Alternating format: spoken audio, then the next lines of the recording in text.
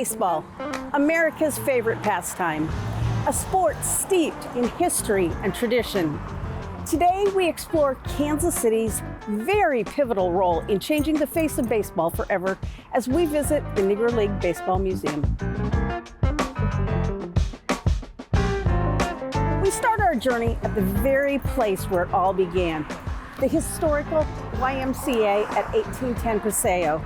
It was here on February 13th, 1920, that Rube Foster and a group of pioneering business owners created the first National Negro League. The meeting marked the organization of organized black baseball, providing a platform for African American athletes to showcase their incredible talents during an era of segregation. The Kansas City Monarchs, one of the founding teams, would become legendary, producing some of the first black players to be integrated into the American League. Jackie Robinson, Satchel Paige, Ernie Banks, and Elston Howard. And let's not forget our own favorite, Buck O'Neil. He was the first black coach in the major leagues and a beloved member of our local community.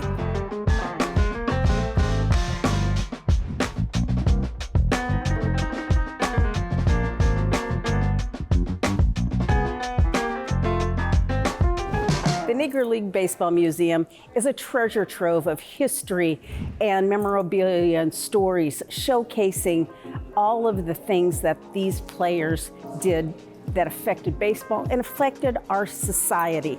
So let's step inside the museum and we'll take a look at these trailblazers and see the memorabilia and the things that they have preserved and celebrated.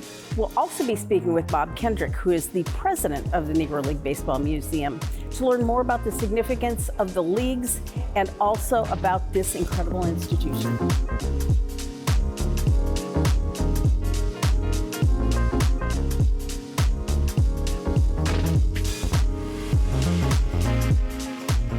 So can you tell me a little bit about, I know this is a big subject, the significance of the Negro League Baseball in the framework of American sports? And not just American sports, but American history. Yes. Because number one, I've always been one that subscribed to the belief that if you know the history of baseball, you essentially know the history of this country. They are so closely aligned. The gap occurs as it relates to the history of the Negro Leagues, which had not been properly documented and substantiated.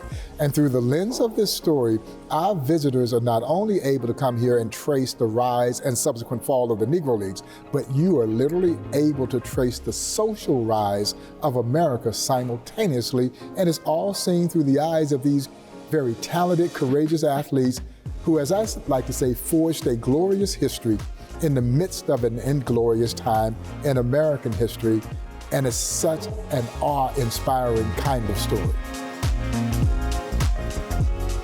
What is your favorite exhibit or piece of memorabilia You know, that's like asking who your favorite child is. And it may change from day to day.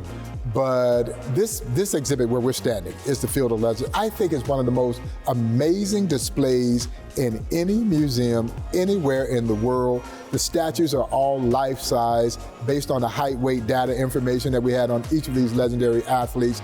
They represent collectively the first group of Negro League players to be inducted into the National Baseball Hall of Fame. So the 10 that adorn the field here, and then of course on the outside looking in, my dear friend, the late great Buck O'Neil. And like everybody else, I was struck by Buck as well.